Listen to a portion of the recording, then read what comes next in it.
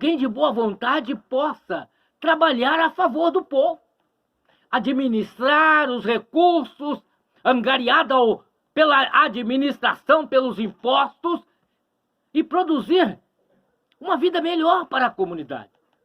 Não sou contra ninguém. Não, eu sou a favor. Deus criou estas coisas porque desde o princípio ele entregou ao homem o governo. Mas que ele agisse, não com interesse próprio, mas governasse a favor do povo. Então Jesus estava instruindo aos seus discípulos a esse respeito, e ele disse que aquela geração era uma geração má e adúltera. Por que nessa condição? Porque eles sabiam a verdade, irmão. Eles conheciam a verdade e adulterava os ensinamentos. Tudo para que ele não pudesse ficar sujeito a cumprir publicamente aquilo que ele falava. E era uma geração má e perversa. E aproximou-se de Jesus com o único intuito de promover um grande espetáculo. Tentando fazer Jesus querer aparecer. Mas Jesus era humilde, irmão. O cristão verdadeiro, ele é humilde. Ele sabe que nada é dele. Nem a sua vida pertence a ele, porque toda a vida pertence a Deus. É por isso que todo ser humano vai prestar conta dos seus feitos. O homem vai ser julgado não pelo que ele pensa, mas pela sua obra. Porque toda a vida foi gerada por Deus.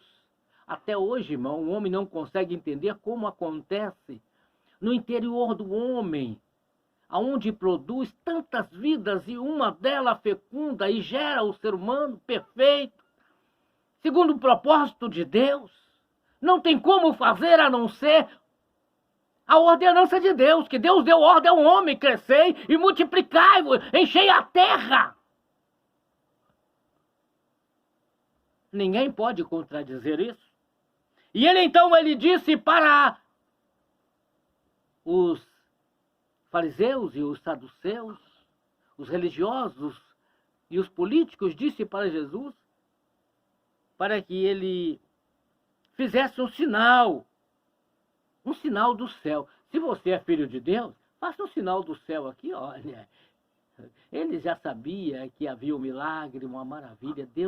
Jesus Cristo estava fazendo tantas coisas gloriosas, curando os leprosos, abrindo os olhos dos cegos, limpando, purificando, perdoando o pecado, transformando vida, tirando da sarjeta aqueles que estavam caindo, levantando-os, restaurando completamente a sua vida, mas eles queriam um sinal do céu.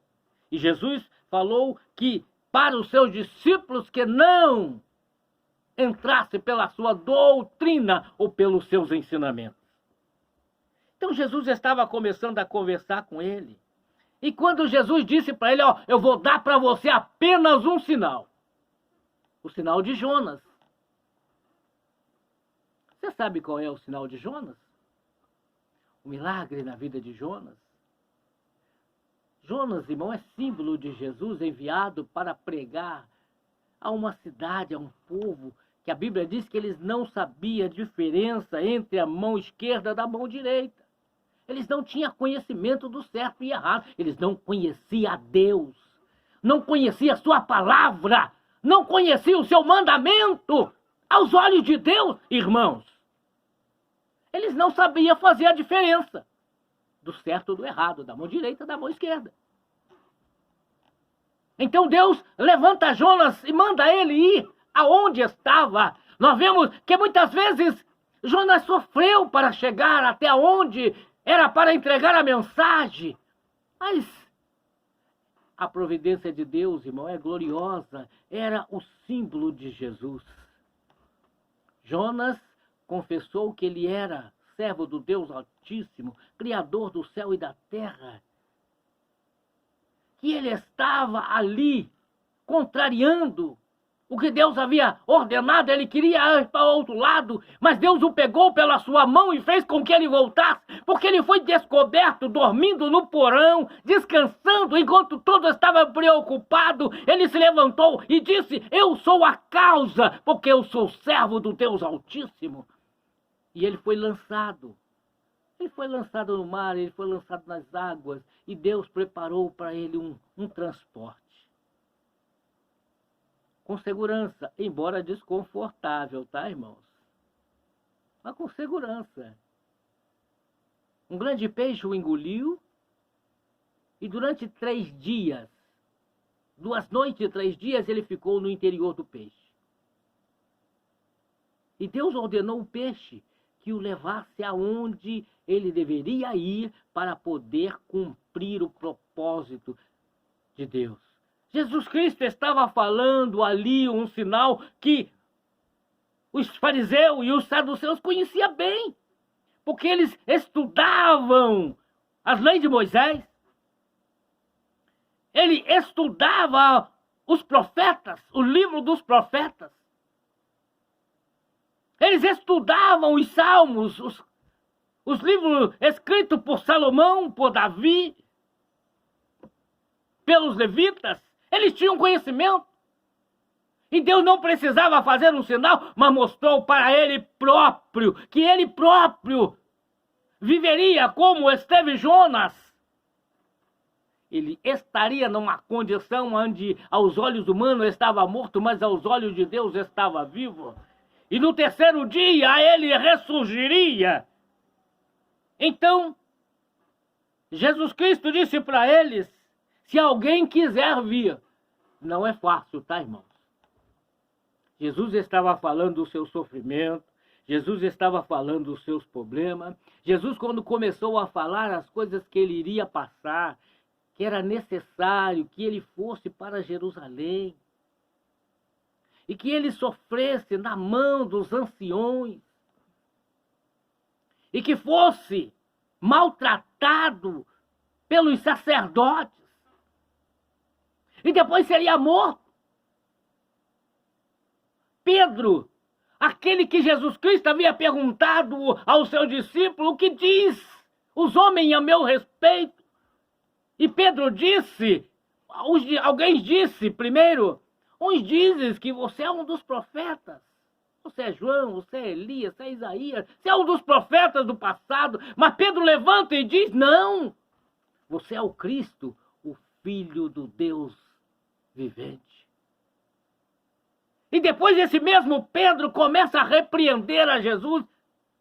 Não te será assim, não. Jesus disse para ele: para trás de mim, Satanás, porque para mim você é tropeço, você é escândalo. Agora Jesus estava conversando com seus discípulos e dizendo para ele: olha, quem quiser me seguir nesse mundo, padecerá perseguição. Quem quiser servir ao Senhor fielmente, padecerá perseguição. É a palavra de Deus, irmão. Era isso que Jesus estava dizendo para quem quiser vir, irmãos. Precisava ir, porque Jesus estava mostrando o caminho. É o caminho da vitória, tá, irmão? É claro que nós precisamos apresentar a Deus corpo e alma, irmão.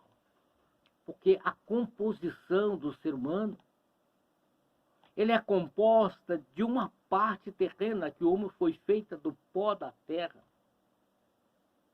E Deus assoprou o espírito de vida nas narinas, aonde faz o batimento do coração e circula o sangue da vida.